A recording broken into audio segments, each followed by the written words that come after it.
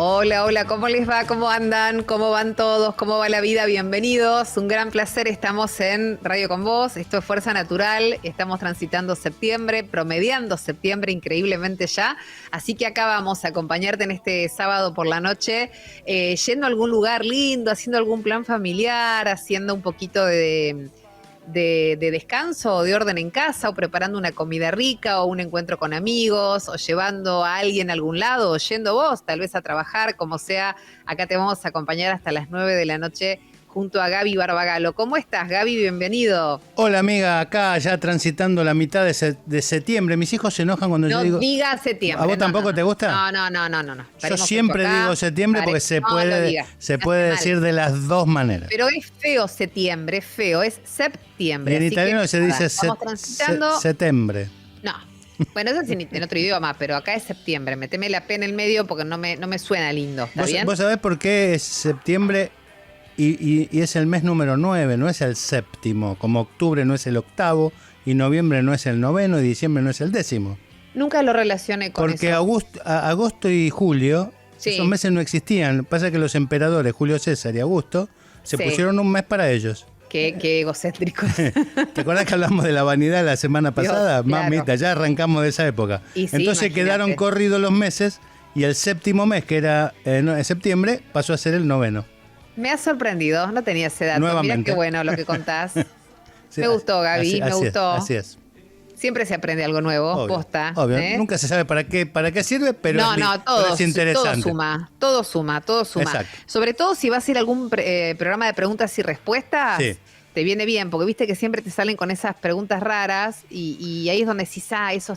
Imagínate que estás en una gala en la embajada de que vos quieras y aparece la primera dama, la esposa de la embajada, y dice, ¿cómo le va, doctor? Y vos decís, ¿usted sabe por qué septiembre es el séptimo mes? Y ahí se entabla una charla muy interesante, ¿no? Bueno, cada uno habla de lo que quiere. Yo no sé si iría por ese lado, pero bueno, está bien. Siempre tener algún tema para no decir frío, ¿no? Qué calor. Claro. Qué cosa, ¿eh? Claro, bueno. porque aparte de septiembre empieza la primavera para nosotros, para los ingleses empieza el otoño. Claro, y cierran empiezan las clases también en Europa, ¿no? Septiembre es comienzo de clases. Es como nuestro marzo. Exacto, sí, porque vi algunos amigos y sobrinos por allá que estaban con los comienzos de clases. Bueno, nosotros comenzamos el programa, ¿te parece, Gaby? Dale. Estamos con Fede López Feijó, está también Charly Rodríguez, como siempre, en los controles y poniéndonos al aire. Vamos a hablar de una editorial que escribió Fede y que me gusta muchísimo, porque después te voy a contar por qué tuve que ver un poquito, no con la esencia de la Fundación Garrahan, pero en un momento hicimos un aporte muy lindo desde el noticiero. Se cumplen 25 años del reciclaje solidario, el programa de la Fundación Garrahan, que transforman vidas y cuidan el planeta. Laburo enorme, cuando hace 25 años atrás no era tan cotidiano como ya lo es hoy, digamos. Era como algo muy innovador. Bueno, está cumpliendo un cuarto de siglo y tengo una anécdota para contarte de eso. Vamos a estar hablando con Natalia Cubelier, que es licenciada en Ciencias Ambientales, es cofundadora de Sustentabilidad Sin Fronteras. Es una de las mujeres, me decía Fede, referente, Gaby, a nivel mundial, ¿no? De todo lo que es este tema. Es bastante conocida, Naya, ¿viste? En todo el mundo. Es belga, nacionalizada argentina, tengo entendido, ¿no? Así es. Creemos que sí. Ahora se lo preguntamos. Pero bueno, qué loco, ¿no? Dejar una nacionalidad como de ser pero rebelde. Hay varios casos, ¿eh? Creo que, si mal no recuerdo, Julio Cortázar también nació en Bélgica. Bien. Si mal no recuerdo. Y no sé si nuestra nacionalidad no te permite, o sea, si vos querés tener la Argentina, tenés que renunciar a la de origen. En algunos casos sí. En algunos casos sí, eso no me parece que esté bien, porque nosotros los argentinos tenemos posibilidades de obtener otras nacionalidades. Pero depende de la carta de ciudadanía de cada país, eso depende. Bien. Nosotros tenemos la posibilidad de la doble y triple nacionalidad. De la doble y triple nacionalidad, exacto. Ciudadanía o nacionalidad. Bueno, además de esto, el lado B de Gaby viene con la soledad no deseada. Gaby, ¿querés hacer una bajada de esto? Sí, ya alguna vez lo hemos hablado, pero realmente sabés que es algo que me preocupa y te preocupa, porque cada vez vemos situaciones de soledad no deseada. Obviamente, aquel que desea estar solo es bárbaro que así lo haga. Estamos hablando de las personas que están solas sin desearlo, y otra vez nos enfocamos en la gestión del cuidado de esas personas, Milva. Bien. Temón, siempre es un gran Sí. tema para volver a hablar. En Los Imprescindibles, Gaby escribió acerca de los hermanos Finoquieto, Enrique y Ricardo, así Sí. que después te vamos a contar acerca de estos dos imprescindibles de la historia argentina. Y en los temas de hoy, algo súper actual que tiene que ver con ese humo que anda dando vuelta, con los incendios en Paraguay, en Bolivia, en Córdoba y en las islas del Paraná, que lamentablemente se repiten y siempre hay una mano que los provoca de manera Tal intencional. cual.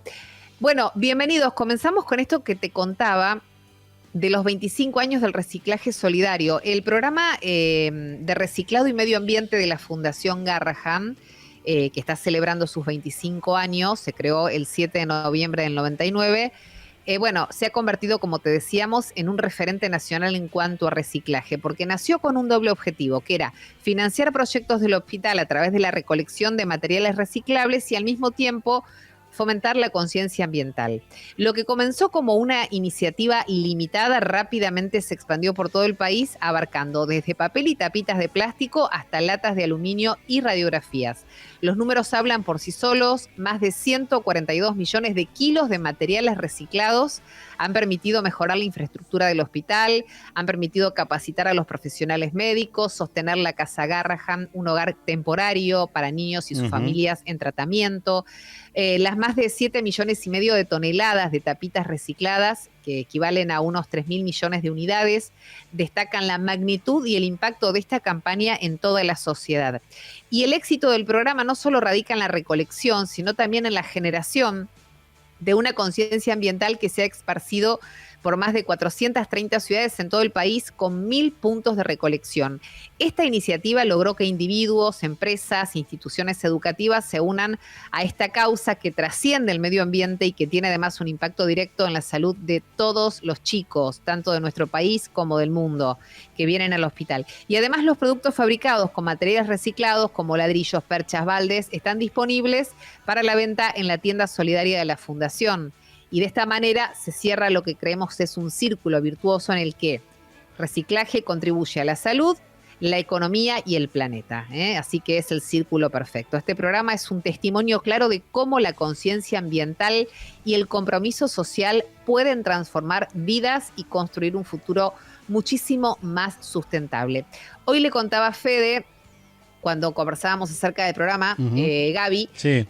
corría, yo creo que era año 2002, por ahí, no mucho más, 2003, no recuerdo exactamente el año, pero fue a comienzos del 2000, donde hicimos desde Telefe una campaña promoviendo la recolección de tapitas en las escuelas. No recuerdo cuántas miles de tapitas juntamos, claro. Y cerramos con una especie de programa en vivo, el noticiero del mediodía. Yo me trasladé con Fernando Carlos en ese momento y Jorge Jacobson quedó en el piso, e hicimos una transmisión con todos los chicos de las escuelas que llegaban, creo que estábamos en Jeva, a traer todas las tapitas. Y fue monumental la cantidad de tapitas que hicimos, y en ese momento lo que se hacía era esto: mostrábamos las tapitas que habíamos recolectado y mostrábamos los baldes que se habían hecho con ese reciclaje. Y en ese momento pudimos terminar con lo que se juntó de dinero, una sala destinada al tratamiento de chicos quemados.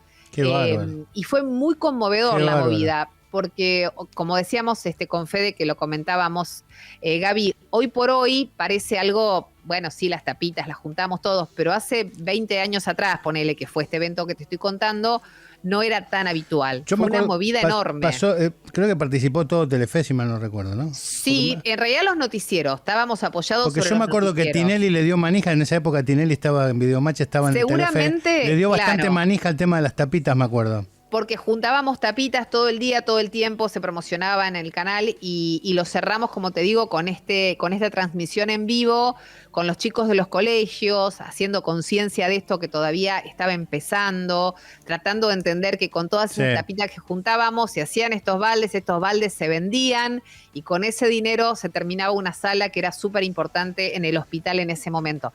Porque como contábamos, tiene distintos destinos, ¿no? En ese momento me acuerdo que era una sala del quemado.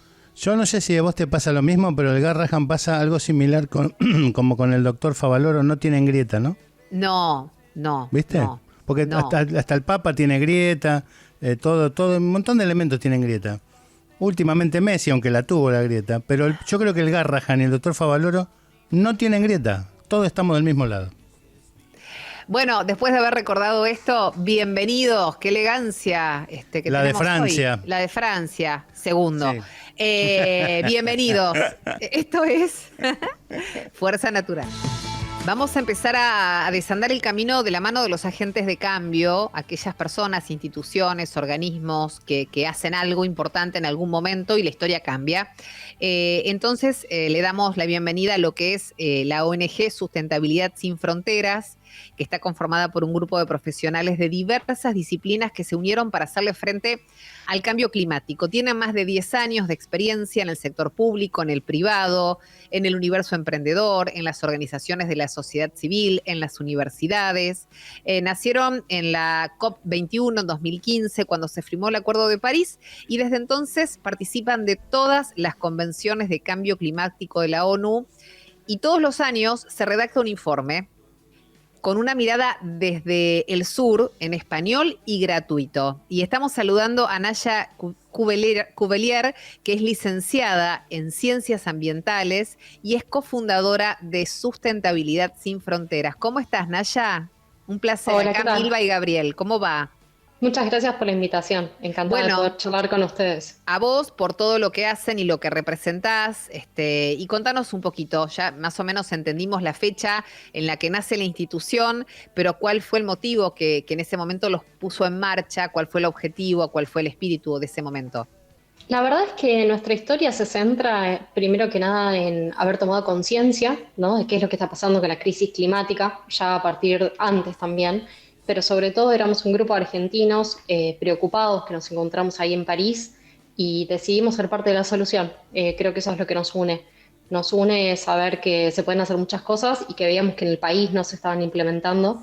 Entonces, ese fue el eje central y sobre todo con esto que vos mencionabas, una mirada de saber que necesitamos muchas disciplinas. O sea, esto no es un problema que se pueda abordar una sola persona con una sola profesión en su escritorio. Necesitamos distintas profesiones, distintas experiencias para abordarlo de manera sistémica y realmente, digamos, poder encontrar verdaderas soluciones, ¿no? Ese fue el espíritu. Naya, ya vamos por la COP28, si mal no recuerdo, la de Dubái. ¿Cómo es participar? Cuando ustedes van a un lugar como eso, me imagino que van de todos los países, van de todas las extracciones, van personas relacionadas a los gobiernos y a organizaciones no gubernamentales. O sea, ¿cómo se alcanza un acuerdo, si es que se alcanza? Bueno, muy interesante la pregunta. Más que nada nosotros, por suerte, somos delegación observadora oficial de Cambio Climático de Naciones Unidas. Eso nos da un estatus con cierta participación diferencial comparado con otras organizaciones. Pero generalmente las COPs, lo que se le dice las COP, en realidad es un encuentro de representantes de gobierno de todos los países, ¿no? De los 192 países que están dentro de lo que es el marco de la ONU. Y a ver, quienes hacen un poquito de seguimiento de estos temas, el primer acuerdo así interesante fue firmado en el 92, que fue cuando se crea la Convención Marco de Naciones Unidas de Cambio Climático. Pero años después se firma el primer protocolo, que fue el llamado el Protocolo de Kioto, que fue este protocolo conocido porque Estados Unidos no lo firmó. Tal cual. Entonces, por eso el Acuerdo de París es tan importante, porque en realidad no divide al mundo entre desarrollados y no desarrollados, y quiénes tienen que hacer y quiénes no, sino que dice todos tenemos que hacer, y de manera diferencial. Obviamente, cuanto más emitís, más responsable sos y más deberías hacer. Y esa es un poco la base del Acuerdo de París que se firma en 2015 y que entra en vigor a partir del 2020.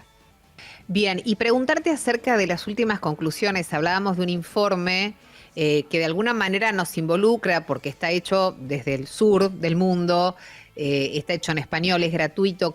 ¿Dónde podemos acceder a ese informe y cuáles son las conclusiones más importantes que nos podés traer? Sí, desde ya todos nuestros informes tienen esa idea de poder ser gratuitos en español desde el sur y están en la página web. O sea, entran a Sustentabilidad Sin Fronteras y encuentran ahí y solicitan cualquier informe.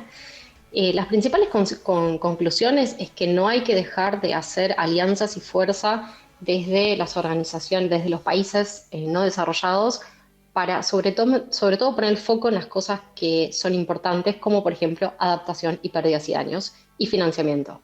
porque si ponemos el foco con una mirada solo de los países más desarrollados, está puesta más en la mitigación, ¿no? En la reducción, la transición energética, etcétera. Entonces siempre es importante hacer fuerza desde las organizaciones para buscar cohesión del sur global para poder pedir por temas que son especialmente interesantes para estos países. Naya, a ver, te llevo a otro terreno. Desde el 2015 que se firmó el Acuerdo de París, en el cual se plantean los objetivos de desarrollo sostenible de cumplimiento para el 2030, al cual estamos cada vez más cerca. En el medio hubo una pandemia, en el medio hubo un par de guerras que aparecieron en lugares donde en principio o en ese momento no se imaginaban, y de repente aparecen líderes bastante, te diría, escépticos o negacionistas, como Trump, como Bolsonaro, incluso como Milei. O sea, ¿cuál es la situación hoy del ambientalismo y del Acuerdo de París respecto de los objetivos a cumplir en el 2030, ¿no? Sí, tal cual. Ahí un poco la diferencia es que una cosa es la Agenda 2030, ¿no? Que se firma por los objetivos que están planteados por la Asamblea General de Naciones Unidas. El Acuerdo de París en realidad piensa más a largo plazo, piensa al 2050. De hecho, Argentina presentó su estrategia de largo plazo diciendo que iba a ser carbono neutral al 2050, a lo que nos preguntamos cómo vamos a llegar ahí, ¿no? Claro. Son compromisos asumidos nacionalmente y no vemos que haya una estrategia alineada con cumplir esos objetivos en la práctica hoy en día, ¿no? La verdad es que hay momentums políticos. Antes de Trump, te puedo decir que la conversación estaba muchísimo menos politizada, es decir, había un acuerdo incluso entre diversidad de partidos políticos en diferentes países respecto de que esto era un consenso. En cambio, la llegada de Trump a la política trajo una polarización de este tema que antes no se veía, incluso con otras presidencias que vemos en otros países, como mencionabas. Y esto es muy lamentable porque la verdad es que la base científica es inequívoca y la ventana de oportunidad para evitar las peores consecuencias se va cerrando. Entonces no es una opción no actuar a favor de evitar las peores consecuencias de la crisis. ¿Y cómo estamos nosotros respecto del mundo? Digo, está claro que hay países que tienen más fuerza y en consecuencia deberían responder más por el impacto que generan. Pero ¿qué pasa con Argentina? ¿Qué pasa, por ejemplo, con Vaca Muerta y la explotación del gas y del petróleo en la Argentina? ¿Qué pasa con el debate de la explotación de minas en alguna provincia también del sur argentino? ¿Hay algo en particular que puedas destacar respecto de nuestra situación? Y yo creo que cada uno de esos temas da para una tesis de doctoral, más o menos. Pero en un minuto te puedo decir que creo que Argentina se está quedando atrás comparado con otros países de la región en sus planes de transición justa energética. Nadie plantea abandonar los combustibles fósiles de un día para el otro. Para eso se requiere un plan y se requiere un plan sectorial. Y nosotros, de hecho, trabajamos mucho con distintos sectores, con el sector privado, con el sector académico, con las ONGs, pero en pos de avanzar, ¿no? De congelar esa agenda, porque congelarla también nos posiciona en desventaja respecto del mundo que está mirando a otros combustibles, está mirando, por ejemplo, a la Unión Europea. Yo sé que no es exactamente el mismo tema, pero para lo que es importación de granos y carne ya tiene restricción de que sea libre de deforestación. ¿Qué va a pasar cuando nos van a pedir que lo que exportemos sea carbono neutral, claro, o que sea carbono, o que tenga estándares más elevados? Entonces, no estar a tiro, no estar siguiendo el trote de estar en sintonía hacia dónde se está yendo el mundo, porque no queda otra opción que hacerle frente a esta crisis, nos va a posicionar en una desventaja competitiva, inclusive en términos económicos. Entonces, no se trata solo de... Y después está todo el eje de hacerle frente a los impactos, ¿no? Entender que las olas de calor, el dengue, las tormentas severas, las bajantes históricas del Paraná, etcétera, etcétera, todo eso está vinculado. Somos los seres humanos los responsables y por ende tenemos que hacer algo al respecto. Y no quedarnos los incendios, el aumento de probabilidad de incendios por distintos fenómenos que se cruzan exacerbados por el cambio climático, hacen que también estamos viendo los impactos muy directos sobre la salud de las personas, la vida de las personas, la producción, etcétera. Naya, está claro que la política tiene vaivenes a veces impredecibles, pero el sector privado en la Argentina o en general, ¿cómo ves la respuesta del sector privado al cambio climático? No creo que sea muy homogénea, pero sí hay muchas empresas que tienen sus sedes centrales en otros países o internacionales que tienen compromisos asumidos de carbono neutralidad al 2030, al 2050, que miran a largo plazo y que ya tienen ambiciosos planes y estándares para ser carbono neutral. Hay otras que se suben a la moda, digo, si el tema está en agenda se suben y si el tema no está en agenda no se suben. Y están las que no pueden porque tienen una urgencia económica que no les permite ver o planificar en el largo plazo o dedicar, por ejemplo, recursos a medir la huella de carbono o transformaciones tecnológicas o lo que fuere. Entonces hay una diversidad en el sector privado. Están los más comprometidos y los menos comprometidos, eso desde ya. ¿Cuáles son los pasos que siguen? ¿Cómo se equilibra un mundo con tanta desigualdad a la hora de pensar en los recursos para poder, digamos, tomar una política en conjunto, ¿no? Más allá de esto que vos contabas, cómo el debate cambia con la aparición o desaparición de un líder político, en este caso Trump, según nos mencionás, pero cómo se establece un orden, un statu quo para poder realmente que se arme equipo de alguna manera a la hora de pensar en un cambio climático consciente. Creo que no hay una sola respuesta a esa pregunta. Cada país tiene que hacer su propio camino, pero hay algunas luces. Es decir, hay países que encontraron en la transición energética la creación de empleo joven especialmente, que es algo que se requiere muchísimo. Hay países que en la regeneración, en la compensación de huella de carbono, en la venta de créditos, encuentran oportunidades de ecoturismo. O sea, el que le busca la oportunidad para que esto no solamente sea una cuestión ambiental prioritaria, sino también social y económica, se puede, o sea, hay casos, pero desde ya se requiere una base de conciencia y de estándares que tenemos que estar todos de acuerdo, porque si no uno tira para un lado y el otro para otro, claro. Y ahí es cuando se complica.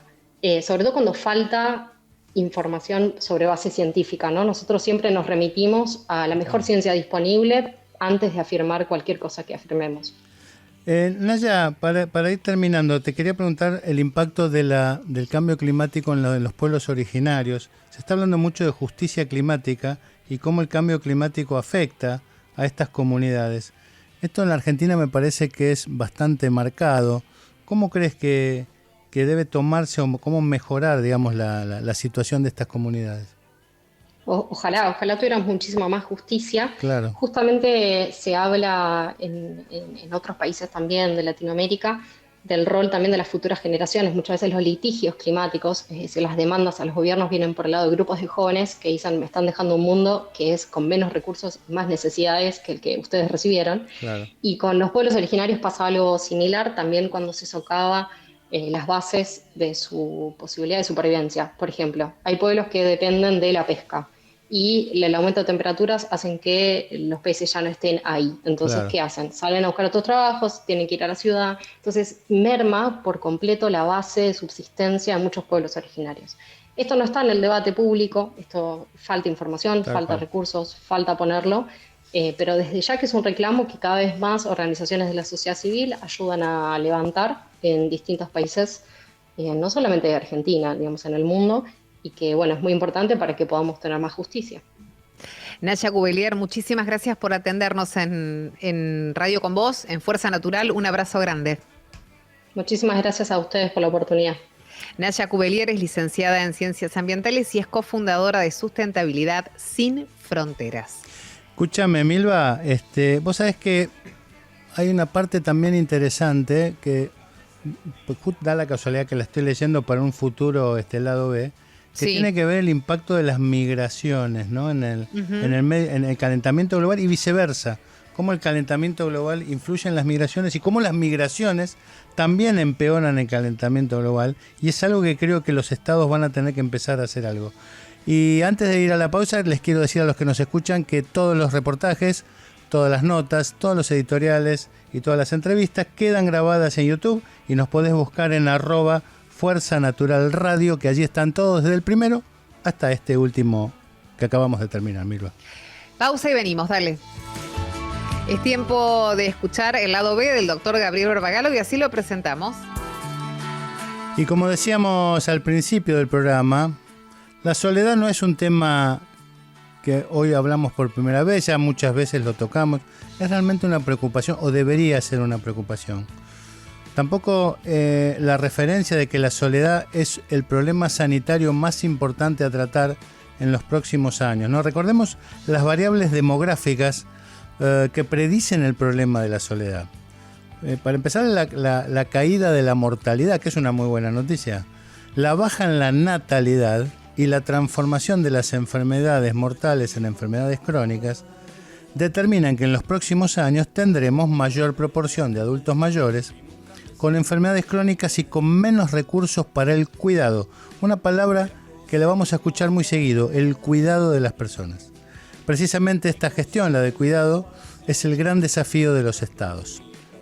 Y precisamente muchas personas, organizaciones y también algunos estados vienen trabajando en ese sentido. Por ejemplo, algunos países pusieron en funciones el Ministerio de la Soledad. El Reino Unido cuenta con 9 millones de personas que viven en situación de soledad. En soledad no deseada, ¿no? El 14% de la población. Y la mitad de los mayores, de las personas mayores de 75 años viven solos y pasan semanas sin interactuar con otra persona, o sea, sin hablar con otra persona. Por tal motivo, desde 2018, el gobierno británico tiene un Ministerio de la Soledad que se encarga de diseñar políticas para mitigar los efectos del aislamiento. Del mismo modo, Japón, que es uno de los países con promedio de edad más alto, que desde 2021 tiene un Ministerio de la Soledad que se enfoca en combatir la soledad a través de la creación de comunidades locales más fuertes. Y España, por último, tiene un observatorio de la soledad que se ocupa también de este problema, y no muchos más. Argentina es uno de los países con población más envejecida de Latinoamérica y continúa envejeciendo a un ritmo acelerado. Esto genera aumento de la demanda de cuidados para las personas mayores, en particular de aquellos que requieren ayuda en actividades de la vida cotidiana, y no se reconoce una gestión estatal focalizada en el adulto mayor. Si bien el aumento de la soledad no deseada es un diagnóstico poco discutido, es lamentable la poca presencia en los programas de gobierno de los países democráticos. Mucho más efectiva y empática es la respuesta que dan las organizaciones no gubernamentales y las asociaciones sin fines de lucro al respecto. Por ejemplo, escuchaba hace unos días al rabino Abruj de la comunidad Amihai, que poseen un programa llamado Contá Conmigo, por medio del cual voluntarios brindan asistencia, llaman, acompañan a las personas mayores que están solas. La Iglesia Católica también dio muestras suficientes de su preocupación por la salud física, mental y espiritual de los adultos mayores, y en su actividad pastoral tiene innumerables iniciativas para mitigar la soledad. Vemos desde la tecnología y la educación propuestas innovadoras que se basan en crear espacios de encuentro para grupos de intereses comunes, desarrollar tecnologías, robots, aplicaciones, sistemas de alarma, que mejoran, reemplacen o complementen la gestión humana, crear redes sociales amigables con la tercera edad que facilite la interacción generacional e intergeneracional y profesionalizar el cuidado de las personas. Pero vemos, e insisto, muy pocas políticas de Estado. La soledad no deseada avanza a pasos agigantados y el aislamiento constituye una amenaza tangible a la sustentabilidad económica, sanitaria y social de las naciones. Y mientras los gobiernos no comprendan la gravedad de esta situación y miren para otro lado, salvo excepciones, no podrán identificar las consecuencias de semejante alteración demográfica, porque ante la ausencia del Estado, el mundo de las asociaciones civiles y de las entidades confesionales se seguirán haciendo cargo de los deberes seculares de los gobernantes, y el problema estructural de la soledad, sin el correspondiente cuidado, nos transformará a todos, al fin y al cabo, en unos viejos meados. Bueno, Gaby, ¿me vas a presentar? Sí, cómo no, mucho gusto. Muy la bien. Señora Milva Castellini.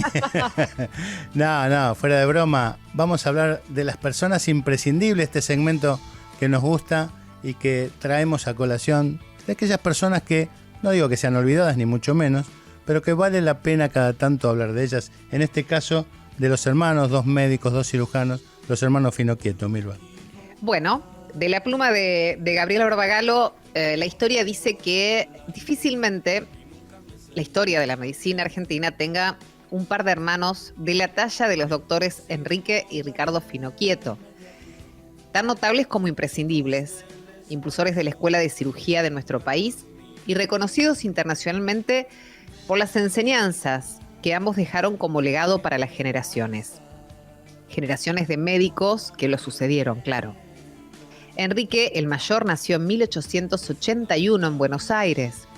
Fue maestro de cirugía, creador de técnicas innovadoras, pintor, dibujante y amante de la música.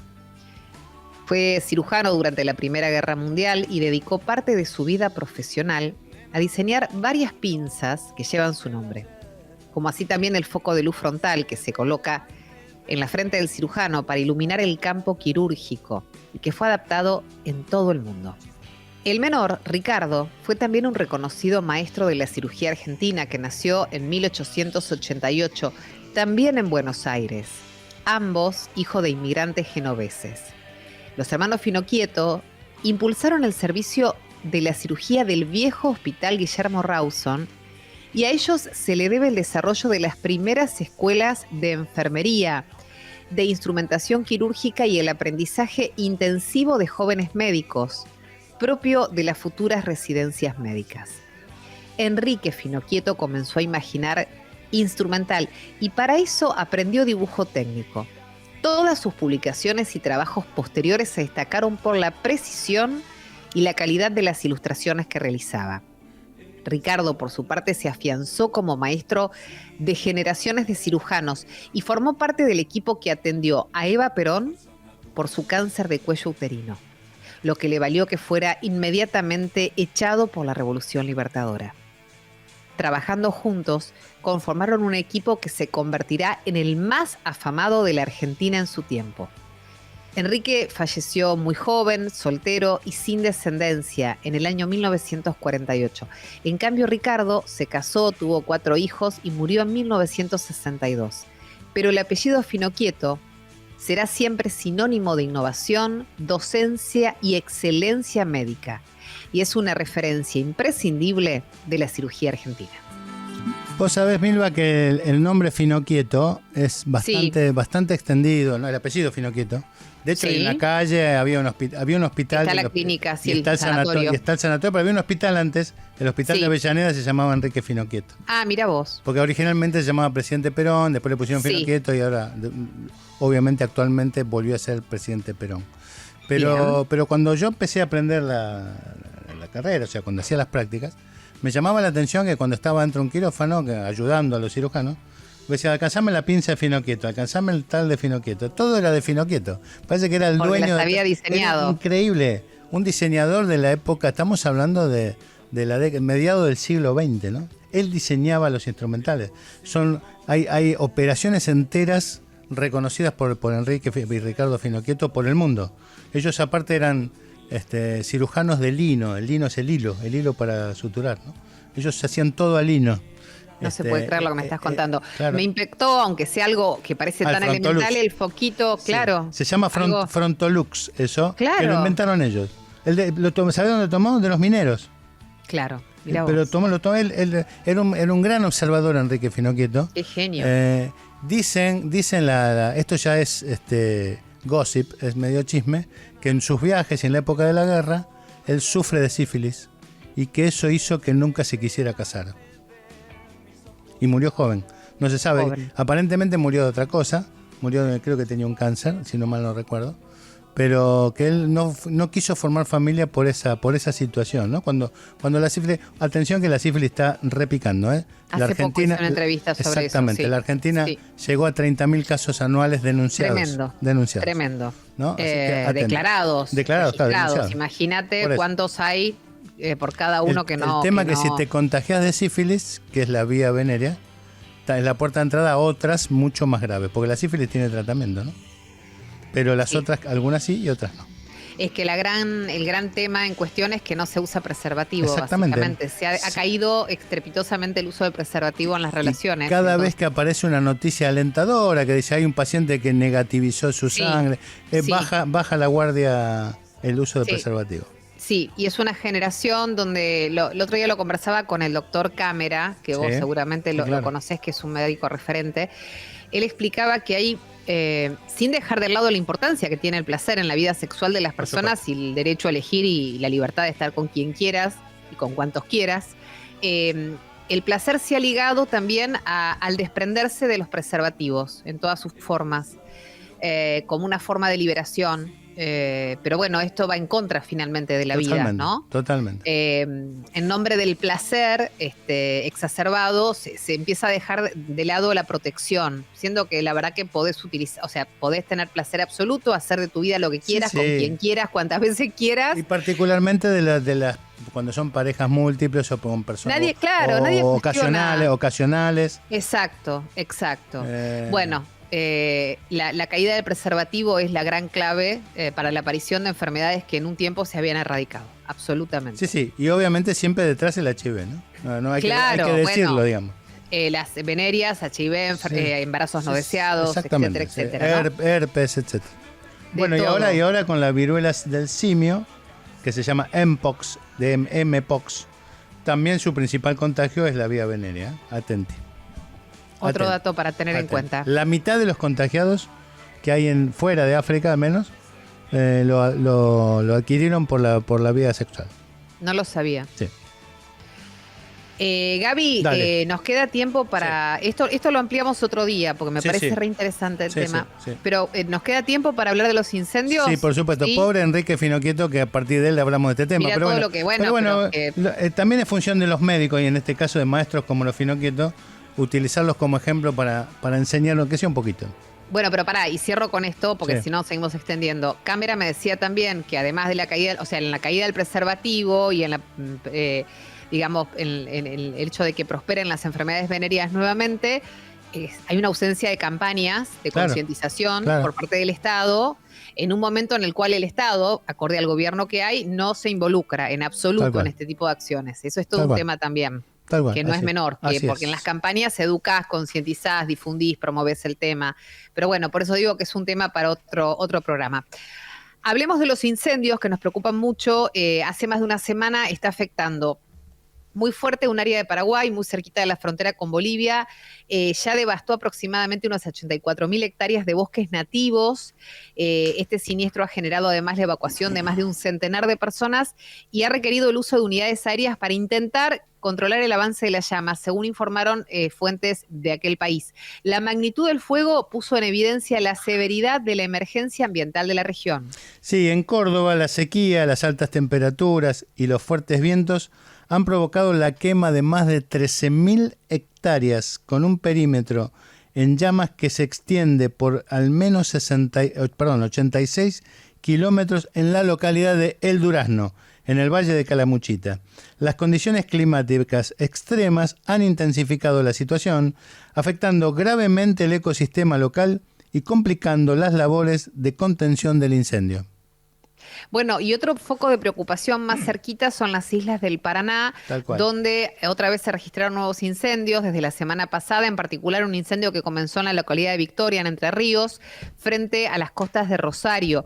La principal hipótesis, nuevamente aparece la intencionalidad, Gaby, en el incendio, ¿no? Claro. Sí. Y en relación con esto último, la Prefectura Naval Argentina informó sobre la detección de un hombre de 38 años que fue encontrado con 2 bidones de nafta. Increíble. Reitero, un hombre de 38 años. O sea, porque no estamos hablando de una persona con problemas mentales, está, digamos, intencionado, ¿no? Con los 2 bidones.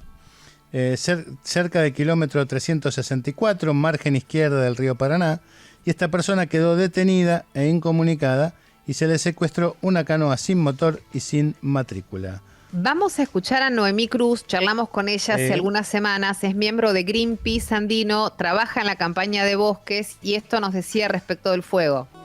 Los incendios forestales en Paraguay ya arrasaron 84.000 hectáreas de bosques en la zona norte del departamento de Alto Paraguay, en inmediaciones del cerro Choboreca, afectando la región del Gran Chaco. En Bolivia se quemaron casi 4 millones de hectáreas de bosques y pastizales en los departamentos de Pando, Beni, Santa Cruz y La Paz. La sequía acelera la propagación de los incendios, amenazando biomas tan importantes como el Amazonas y el Gran Chaco. Se trata de incendios de sexta generación, conocidos también como megaincendios o multicomportamentales. Se los clasifica así por la velocidad de propagación y por la cantidad de energía o calor que liberan. Aunque se desconocen las causas, el 95% de los casos de los incendios se debe a negligencias, accidentes o intencionalidad. El norte y centro de Argentina hoy se ven afectados por el humo proveniente de estos incendios. Este humo es un recordatorio y una alerta de que en nuestro país hay un riesgo muy alto y extremo de incendios forestales y rurales incrementados por la sequía, cuyo control se vería agravado por la falta de recursos humanos y materiales. Interesante, la verdad. Súper, siempre muy clara Noemí, Sí, tal con cual, su trabajo tal enorme. Bueno, Gaby, empezamos a cerrar esta noche de sábado, ¿te parece? Sí, me parece muy bien. ¿Te parece que saludemos a nuestro equipo? Pero Sí, antes por vamos a contarle o reiterarle, mejor dicho, Sí. que todo nuestro programa, nuestras entrevistas, nuestras editoriales, nuestros segmentos, nuestras charlas, quedan guardadas para siempre en YouTube, en @Fuerza Natural Radio. Ahí podés encontrar todo aquello que te interese.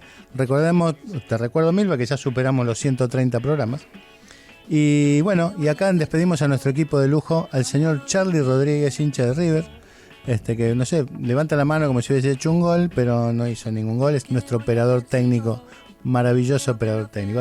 A Federico López Feijó, nuestro productor ejecutivo, que está en todos los detalles, en todos los segmentos, nos hace seña que falta tiempo, que sobra tiempo, que nos apuremos o que hagamos Arma más los despacio. programas enteros, Sí, sí. no solamente eso, sino parece que es un cronómetro, pobrecito. Sí, lo de pobrecito, vamos a ver si es verdad. Bueno, amiga, se nos va el invierno, así que Es cierto, nos encontramos es en primavera. el último programa del invierno, Es así cierto, que chau me gusta frío. eso. Así Me que encanta. bueno, nos vemos Milva Castellini la semana que viene, ¿qué te parece? Gracias, Gabriel Barbagalo, gracias a todos por estar ahí, gracias a 4D Producciones, Radio con Vos, nos encontramos el próximo sábado. Esto fue Fuerza Natural. Chau.